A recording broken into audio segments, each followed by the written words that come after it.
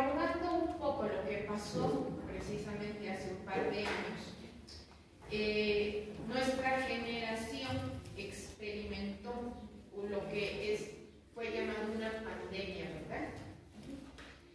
Y eso llevó a que se diera una orden gubernamental en muchos países de que tenía que haber un aislamiento y un distanciamiento social, ¿verdad? Gracias. Entonces, debido a que una de las necesidades básicas del ser humano es precisamente socializar, tener contacto con otros seres humanos,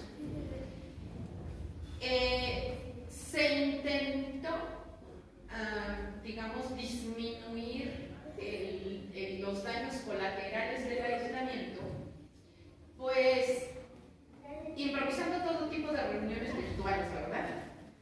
Inclusive, pues ya hubo cultos religiosos, ¿verdad?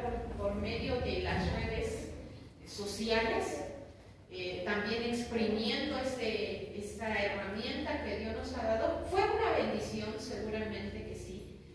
Ha sido una bendición las redes sociales para divulgar el Evangelio, aún en las iglesias. Yo sé que aquí se siguieron congregando, pero hubo muchas iglesias que no.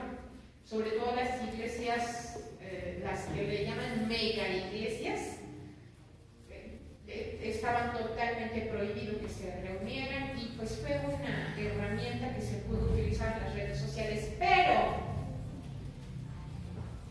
a raíz de toda esta situación,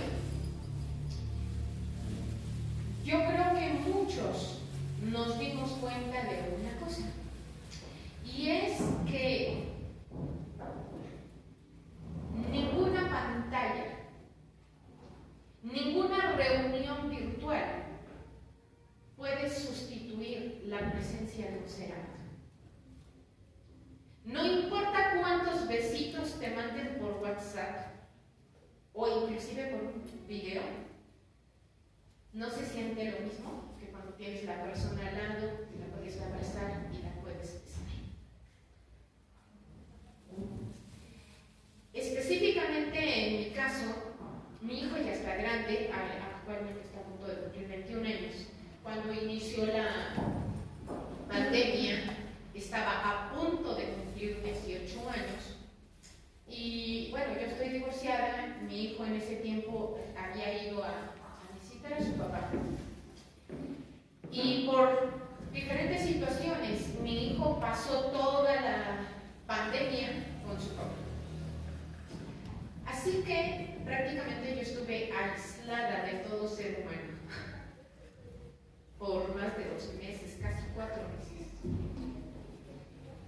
Y fue muy triste.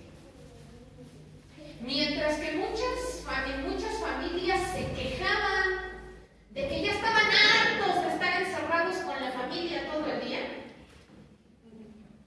de que ya nadie se aguantaba, mientras que muchos se quejaban del exceso de convivencia, yo creo que muchos, como en mi caso, experimentamos lo que de veras es estar solo y no poder tocar en meses a un ser humano, no recibir un abrazo, un beso, en meses. Es muy difícil. ¿Cómo anhelaba yo poder volver a caminar por las calles del centro llenas de gente? Yo soy muy sociable, me gusta convivir con las personas, pero lo que más anhelaba era tener la oportunidad de volverme a congregar. Era poder volver a ir a la iglesia, danzar para Dios, volver a ver a los hermanos que no había visto por meses. Eso era lo que yo más anhelaba. Ahora, usted sabe por qué es que el pueblo de Dios debe reunirse. ¿Usted sabe por qué el pueblo de Dios se congrega en una iglesia? Por favor, abra su Biblia en la carta a los Hebreos, capítulo 10. Carta a los Hebreos, capítulo 10, versículos 24 y 25. Este va a ser el texto base de la reflexión del día de hoy, del mensaje. Y leo. Dice: y considerémonos unos a otros para estimularnos al amor y a las buenas obras, no dejando de ¿qué? De congregarnos, como algunos tienen por costumbre, sino exhortándonos, y tanto más cuanto veis que aquel día se acerca. Aquel día se refiere al día de la venida de Cristo, ¿verdad? Bien. Fíjese que, de hecho, este texto, en el original que está en griego, la frase que dice, no dejando de congregarnos, en griegos dice, me enkataleupontes ten episukiagogen, que significa literalmente, o sea, traduciendo palabra por palabra, significa no abandonando la asamblea. O sea, no dice la palabra congregar, dice no tengan por costumbre abandonar la asamblea. Y es curioso, porque la palabra iglesia se deriva de una palabra en latín, que es ecclesia, que fue, digamos, de alguna manera, la manera en cómo los griegos le llamaban a sus asambleas. Allí en Atenas, los griegos tenían sus asambleas. Cuando ellos decían, vamos a tener una iglesia, se referían a una asamblea política en donde ellos se reunían para votar sobre las decisiones de su ciudad, de su nación. Eso era la iglesia para los griegos.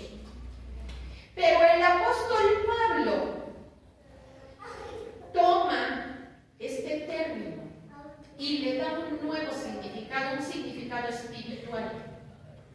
Para el apóstol Pablo, la iglesia es la congregación de los creyentes cristianos. Y ahora que estuve investigando mucho sobre este tema, me gustó mucho la definición que da un pastor que se llama Charles Stanley. Y la definición que él da de iglesia es esta. Ponga atención porque está hermosa esta definición. Dice, iglesia, comunidad unida de creyentes que se animan unos a otros para llevar a cabo la obra de Dios. Está maravillosa esta definición, me fascinó. Insisto, del pastor Charles Stanley, comunidad unida de creyentes que se animan unos a otros para llevar a cabo la obra de Dios. Y bueno, quiero comenzar precisamente aclarando que los primeros creyentes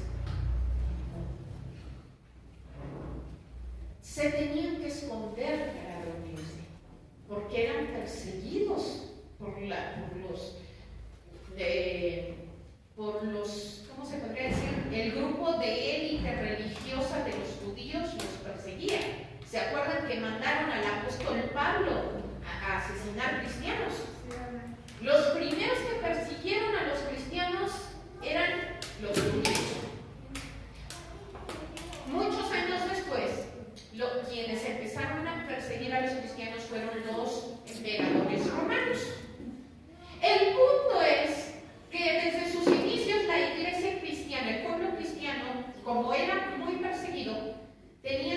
esconderse para poder reunirse. Y sin embargo, a pesar de toda esta persecución, de toda esta opresión por la que ellos pasaban, ellos se congregaban, se reunían, entendían la importancia de estar juntos. Era tal la situación que hasta inventaron por ahí símbolos, ¿no?, que les ayudaban como a saber cuando había un cristiano o no. No sé si saben, pero ellos hacían así con su pie sobre la tierra, hacía uno así. Y entonces el que estaba del otro lado hacía lo mismo. Entonces, yo que estoy de este lado hacía esta curva y el que estaba del otro lado hacía la otra curva así. Y se formaba un test. Era una de las contraseñas que usaban los primeros cristianos. O sea, ellos llegaban y conocían a alguien que no habían visto en su vida. Entonces, hola, ¿cómo estás? Y yo le hago así. Si tú no eras cristiano y no conocías la contraseña, no hacías la segunda parte. Entonces era como una manera en como ellos tenían como para identificarse entre cristianos, ¿no? Pero voy a mencionar unos textos, no los busquen, nada más los voy a mencionar por cuestión de tiempo, no los voy a ver. Pero en Hechos 1, versículo 4, versículo 6, el versículo 14, el versículo 15, en el capítulo 2, el versículo 1, el 42, el 44, el 46, en el capítulo 4, el versículo 24, el 32 es muy importante, y en el capítulo 5, versículo 12, por mencionar los textos más importantes. En estos textos que acabo de mencionar, se recalca una y otra vez la unidad que había en los primeros cristianos. Se recalca una y otra vez frases como y estaban unánimes juntos. O sea, no solo estaban juntos, porque aquí podemos estar juntos, pero a lo mejor no estamos unánimes. ¿Qué significa unánime? Significa un ánima, una sola alma. Significa que hay tal unidad y tal comunión que somos todos de un mismo sentir. Eso es estar unánime. Y los primeros cristianos eran un pueblo unánime. No solo estaban juntos, estaban unánimes. Pues insisto, no voy a leer todos estos textos porque más o menos se repiten las mismas frases. Que estando el pueblo todos unidos, de repente bajó un viento y se repartió como llamas de fuego sobre... O sea, eventos tan importantes como este del día del Pentecostés, se recalca que estaban todos unánimes, que estaban juntos, que estaban reunidos orando, que se congregaban. Entonces, como podemos ver, es un asunto que sí está muy marcado en la primera. A veces los cristianos actuales nos preguntamos, ¿y por qué ahora no suceden tantos milagros como en la primera iglesia? ¿Y por qué ahora cuando alguien predica no se convierte en 3,000 en un día como en la primera predicación del apóstol Pedro? ¿Por qué? A lo mejor porque no estamos haciendo algunas de las cosas que ellos hacían. Porque ellos estaban unánimes, se reunían a pesar de la persecución, tanto de judíos como de romanos.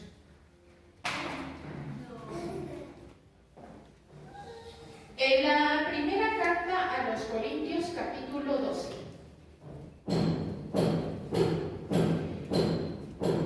No la voy a leer, no voy a leer todo el capítulo, solo voy a mencionar igualmente algunos versículos. Acuérdense que el texto base es el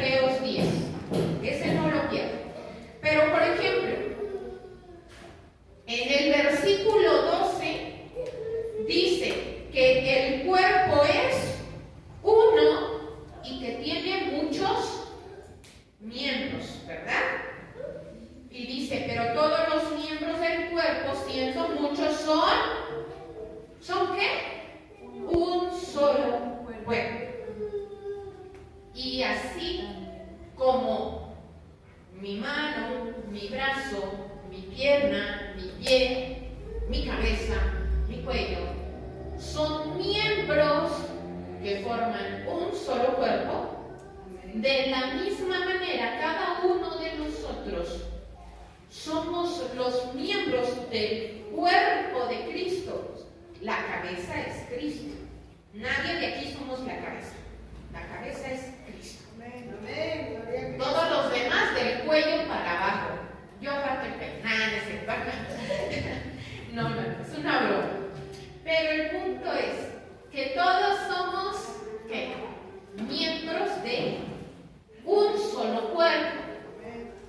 O sea, los de esta congregación con los de la congregación de otra colonia, de otras ciudades, de otros países, las congregaciones de todo el mundo, formamos entre todos un solo cuerpo, la iglesia, el cuerpo de Cristo. Eso es la iglesia cristiana, el cuerpo de Cristo. ¿Y nosotros qué somos? Somos miembros de un cuerpo.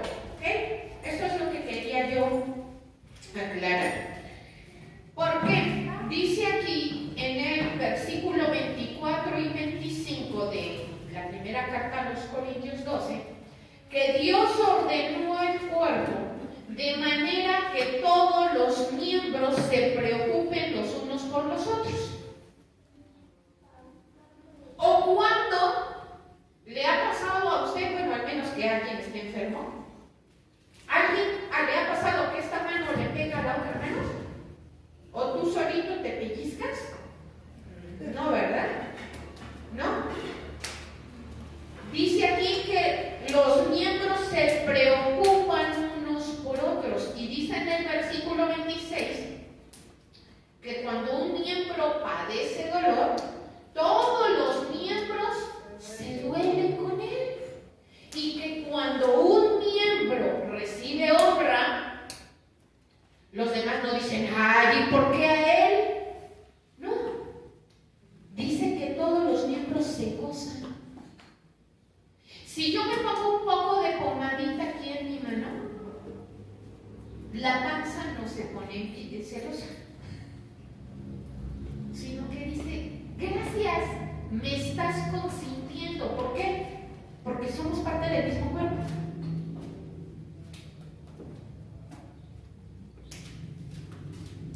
Dice en el 27, vosotros pues sois el cuerpo de Cristo y miembros cada uno en particular. Entonces, la iglesia es un cuerpo. La iglesia no es miembros aislados, porque vamos a lo mismo, al ejemplo del cuerpo. No tienes un pie botado por allá, un brazo por allá, el estómago por aquí.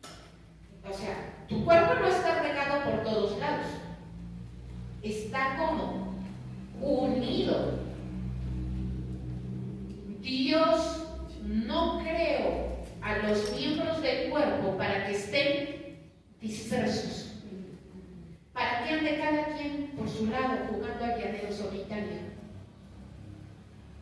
Dios no creó a los miembros de su cuerpo para que estén aislados del resto del cuerpo. Nos creó para que estemos unidos, funcionando como un cuerpo. Los miembros no fueron diseñados para sobrevivir solos. No fuimos diseñados para sobrevivir solos, por muy independientes que nos queramos creer, de que yo solito puedo. No.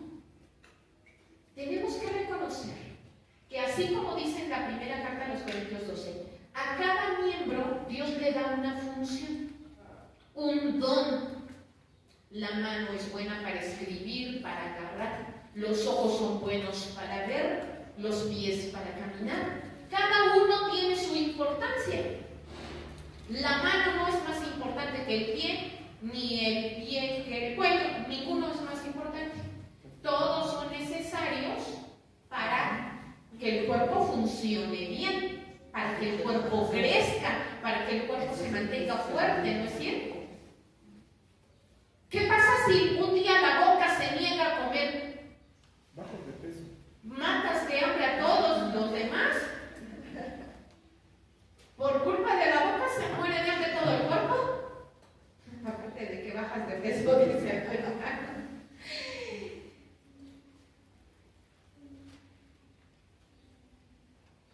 ¿Qué pasa si una mano se quiere ir de llanera solitaria y dice, no, yo ya no quiero ser del cuerpo y se quiere aislar? No se va a poder. Y sin embargo los cristianos lo queremos hacer. Cuando Dios dijo que somos somos miembros de un cuerpo, pero queremos andar de solitarios. Los cristianos debemos de mantenernos unidos, unánimes, como un solo cuerpo. Eso es lo que está diciendo la primera carta a los Corintios 12. Pero bueno, para concluir este punto, todos necesitamos congregarnos, todos necesitamos reunirnos, todos necesitamos estar unidos. Y aquí vuelvo a mi texto base, que es Hebreos 10.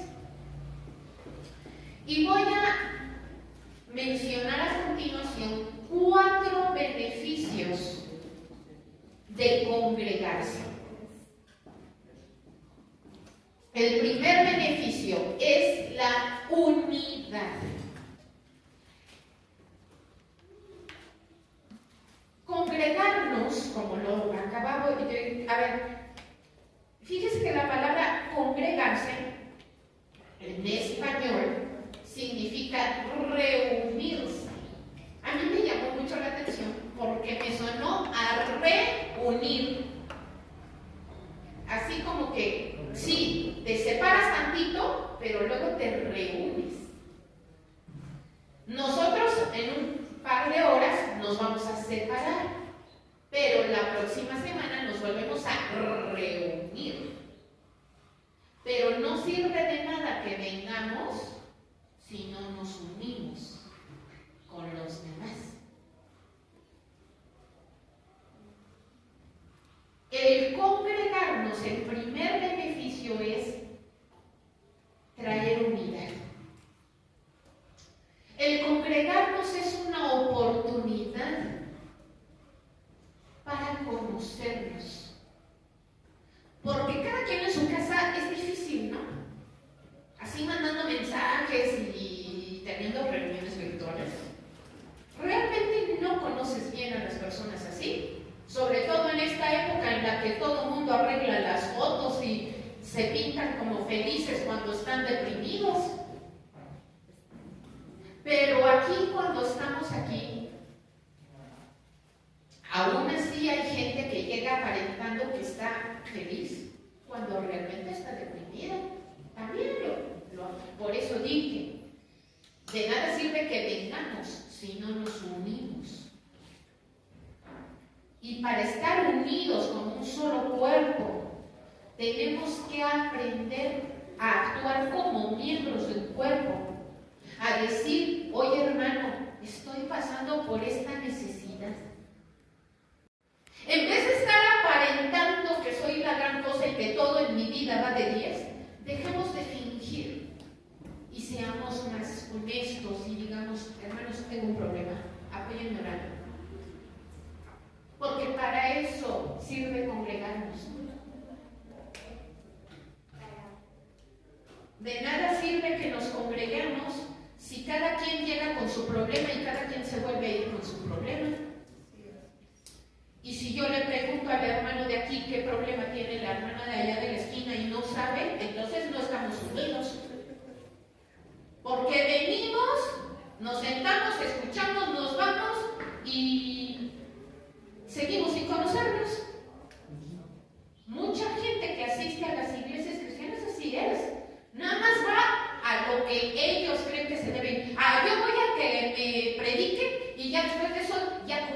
me voy. No. El propósito de congregarnos como cristianos no es nada más venir a escuchar la palabra, es uno de los beneficios. Ahorita voy a hablar también de eso. Pero el principal propósito es que estemos unidos, que aprendamos a hacer a un lado nuestro egoísmo de estar encerrados en nuestra casita, orando nada más por mí, por mi hijo, por mi familia, por mi trabajo, por mi casa, por mis vecinos, por lo que a mí me duele, y el resto del mundo que se pierda. No, debemos aprender a dejar a un lado el egoísmo y entender que ser cristiano es pensar en el prójimo como en ti mismo. Amén. Preocuparte por el prójimo como por ti mismo. Orar por el prójimo como por ti mismo.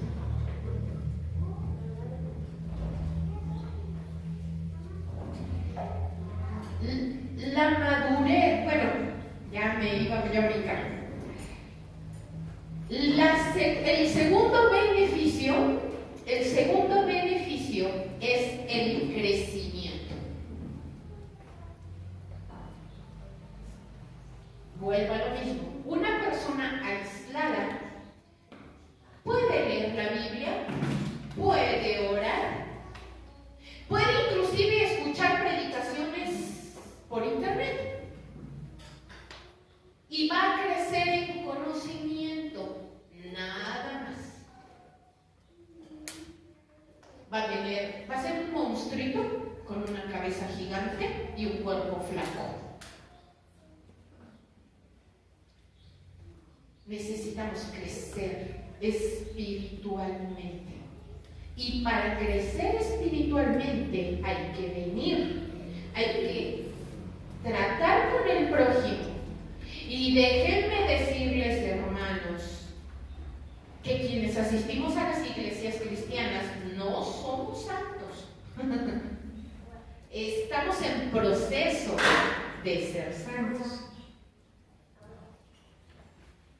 Pero la verdad es que todo el mundo tenemos nuestro carácter, nuestros modos y nuestras mañas. Y el hecho de venir y tener que tratar con el hermano y decirle, Dios te bendiga, requiere madurez para no contestar, váyanse todos ahí. Eso sería sacar la carne, ¿no? Eso sería sacar el carácter. ¿Qué aprendemos en la iglesia? Carácter. Aprendemos a ejercer dominio propio, a poner buena cara aunque el hermano te ponga mala cara, a decirle, hermano, Dios te bendiga, aunque el hermano diga, ay, la alabanza estuvo bien fea y la comida desabrida. O sea, tú te desvelaste toda la noche preparando los alimentos para que alguien te diga, le faltaba sal, hermana. ¿Quieres aprender a ejercer, a que fluya el fruto del Espíritu Santo? Amor, gozo, paz, paciencia, benignidad, bondad, fe, mansedumbre, templanza. Ven a la iglesia y convive con los cristianos. Y aquí Dios nos forma el carácter. Para eso sirve congregarnos, para que crezcamos y maduremos. Para que ensayemos un poquito aquí cómo tratar al prójimo de allá afuera y dejemos de estar dando mal testimonio después. ¿Va? Entonces, la madurez se adquiere al aprender a convivir con todo tipo de personas. Y solo al congregarnos, al edificarnos unos a otros, al soportarnos unos a otros, es cuando crecemos y maduramos. Solamente sí. No se puede madurar encerrado en una casa como monje, en un claustro, en un monasterio, ahí encerrado. Pues qué fácil ser santo así, ¿no? puedes pecar contra las cucarachas. O sea, sí es muy fácil decir, no, ven y convive con personas de verdad. Y ahí demuestra que de verdad tienes amor al prójimo. Tercer beneficio, fortaleza. Una de las mejores estrategias para que un pueblo o un ejército sea fuerte es que se mantenga unido.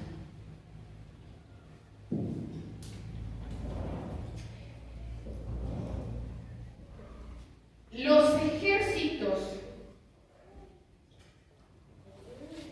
forman a sus soldados, o entiendo yo que así se debe de hacer, de forma que se protejan unos a otros, que se cuiden las espaldas.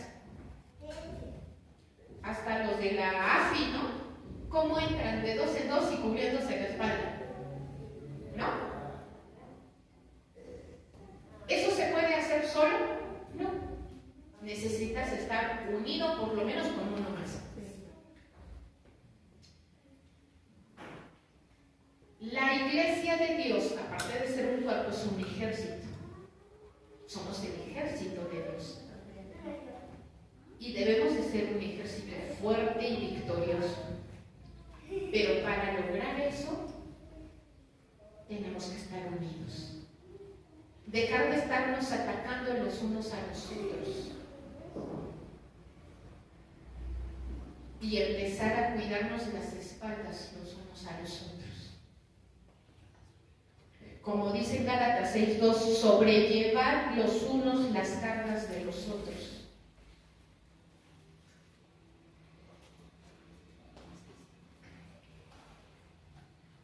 Debemos de congregarnos para protegernos unos a otros, para fortalecernos unos a otros. Hermano, ¿tienes esta necesidad? Yo aquí te meto el hombro, voy a estar orando por ti. No te voy a dejar solo, te voy a cuidar la espalda. Cuarto beneficio, unción. Una persona que solamente quiere escuchar mensajes cristianos por internet recibe palabra, pero no unción. Nunca va a ser lo mismo la unción de una persona sola cantando que cuando viene aquí y está todo un grupo de servidores que se prepararon con excelencia para ministrar, para llevarnos a la presencia de Dios. No es la misma unción tú en tu casita viendo por la computadora que estar aquí sintiendo la unción. Amén. No es lo mismo, hermano. O sea, para nada es lo mismo. Además de quienes, como leímos en el texto original, quienes tienen por costumbre dejar de congregarse, insisto, a veces se consuelan por la idea de que no, es que yo escucho predicaciones por internet. Quienes hacen eso se están autorrobando la oportunidad de ser pastoreados, de que alguien conozca tus problemas y ore por ti en la iglesia. Eso no se puede hacer por internet. Sí, mandan sus peticiones ahí por mensajes, pero hermano, ¿de veras sientes la unción cuando están orando por ti por internet? ¿De veras lo sientes? ¿De veras te consta que están orando por ti para empezar? ¿O solo te quedas con que, ay, ojalá ya hayan leído mi mensaje? No, dicen, no tengas por costumbre dejar de congregarte. Yo entiendo que hay veces que por una circunstancia más allá de nuestras fuerzas, alguna vez tenemos que faltar. No sé, tuviste a alguna persona gravemente enferma y no pudiste venir, estuviste en el hospital y no pudiste venir, no sé, pero cosas y raras. Pero el texto de Hebreos 10:24 dice, no tengas por costumbre. Es decir, una cosa es que faltes una vez cada 5 años y otra cosa es que se te haga costumbre faltar y decir, no, pues ¿para qué voy? Mejor nada más prendo la tele y ahí veo el mensaje. Les voy a decir algo. Los predicadores como yo que grabamos los mensajes para subirlos a las redes sociales, lo hacemos con el fin de que las personas precisamente que tuvieron una situación adversa y no pudieron venir, pues reciban por lo menos la palabra. Pero por ejemplo yo, cuando grabo los videos, nunca grabo la oración ni la administración, porque esa es solo para el cuerpo que se congregó. Esa bendición es para los que vienen. Yo no grabo bueno, obviamente la alabanza, no grabo la oración y no grabo la administración. ¿Por qué? Porque esa es para el pueblo que se congregó. Los que no se pudieron congregar, bueno, mira, ahí está el mensaje. ¿Quieres recibir la bendición completa? Esfuérzate y ven, que estoy enfermo. ¿Quién quita y aquí te sanas?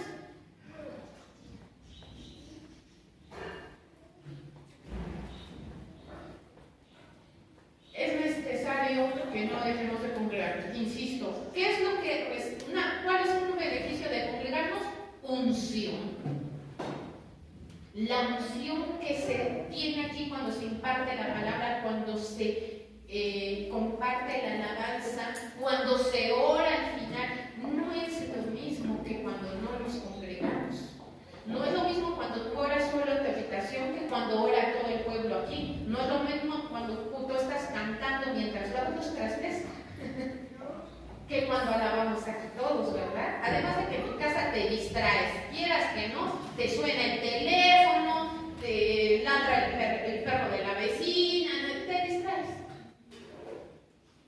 Es más difícil distraerse que aquí. Entonces, congregarnos es esa oportunidad para estar unidos y para recibir esa unción. Dice que donde están 2 o 3 congregados en mi nombre, ahí estoy yo en medio de ellos. Bien.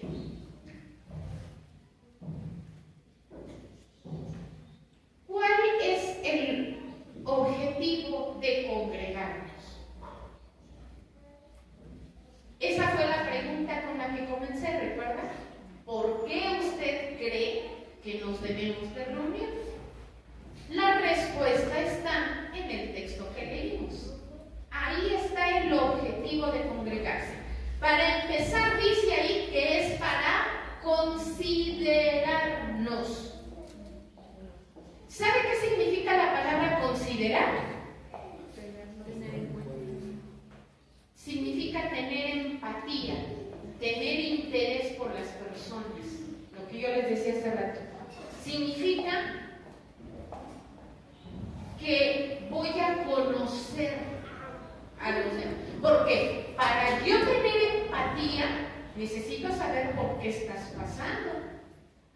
Para eso necesito interesarme en ti, acercarme, hacer plática contigo, ver qué necesidades tienes y ayudarte, ¿verdad? Apoyarte.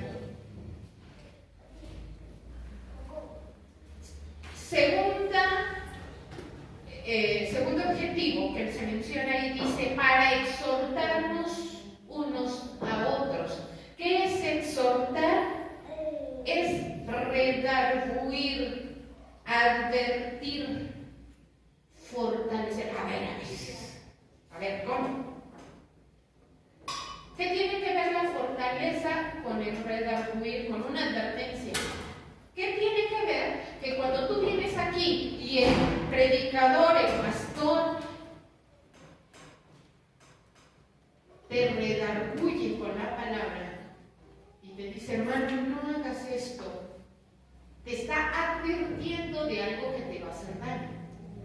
¿Y eso qué te va a provocar a ti? Fortaleza. Si lo obedeces, claro. Si por aquí te entra y por aquí te sale, no, pues como dijo Jesucristo, oidores olvidadizos, ¿no? No sirve de nada, aunque tengan al mejor predicador del mundo enfrente, aunque tenían a Jesucristo enfrente, por aquí les entraba y por aquí les salía. Pero a los que de verdad atienden a la palabra, dice que nos debemos exhortar unos a otros. Dice por ahí en otro texto, si ves a tu hermano que está en pecado, ven y habla con él. Dile, no, hermano, eso no está bien. Deja de estar haciendo, deja de estar viendo a esa muchacha que no es tu mujer. ¿Ves que el hermano no hace caso? Mire, yo no sé cómo se manejan aquí las cosas, pero la Biblia dice que primero le llames la atención en privado, después en presencia de dos testigos. Y si no hace caso, ve y díselo al cuerpo de ancianos de esa iglesia para que hablen con él, porque no está dando un buen testimonio ese hermano, al contrario, dando más testimonio de lo que es un cristiano, ¿verdad? Y si no hace caso, por ahí llega hasta la expulsión, ¿no? Bueno, eso dice la Biblia. Pero para eso necesitamos congregarnos, para que nos exhorten. No, yo no quiero ir a la iglesia porque la verdad estoy en pecado. Pues con mayor razón, ve. Es cuando más necesitamos ir. No, pues que me da vergüenza. Pues si no te dio vergüenza pecar, menos te debe dar vergüenza ir a pedir perdón. ¿Estás en pecado? Ven y recibe palabra de Dios. Que seas redarguido. ¿Para qué? Para que te fortalezcas espiritualmente y puedas vencer ese pecado. Dice también ahí que nos debemos estimular los unos a los otros. ¿Qué es estimular? Es motivar, animar, hacer crecer. Debemos venir aquí a eso, a darnos ánimos, no a decirnos, ay, el hermano está en pecado, ya estás condenado, ya ni por qué vienes, te vas a ir al infierno. No es para condenar, no es para hacer puré a la gente, no es para decirle, ay, no, esa muchacha de mi casa que miente. No estamos para eso. Estamos para estimularnos unos a otros a dos cosas, al amor y a las buenas obras. Al amor, la palabra amor que se utiliza en este texto en el griego es la palabra agapes, que se deriva del verbo agapao. ¿Han escuchado hablar del amor ágape? Es el amor perfecto, el amor que Dios nos tiene. No es un amor emocional, sentimental, romántico, de sentir maripositas. No es un amor romántico. No es un amor de, ay, si él me quiere, yo lo quiero. Si me trata bien, lo quiero, y si no, pues no es ese tipo de amor. El amor ágape, el amor que Dios nos tiene, es un amor perfecto, es un amor incondicional, es un amor que nos ama, a pesar de que somos pecadores, a pesar de que le fallamos. Dios, Jesucristo, cuando estaba en la cruz muriendo por nosotros, sabía que aún siendo cristianos íbamos a pecar. Amén. Él ya sabía que le íbamos a fallar, aún siendo cristianos, lo sabía. Y aún así dijo, lo amo tanto, que voy a morir.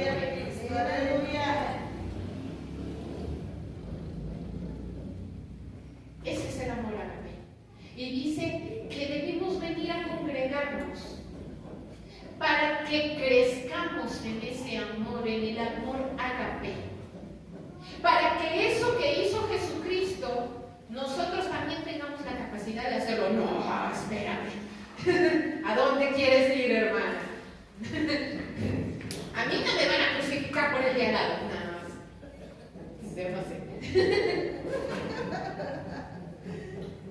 Pero el amor ágape es el amor dispuesto a dar la vida por los demás. Es amar al prójimo como a uno mismo. Amén, gloria a Cristo.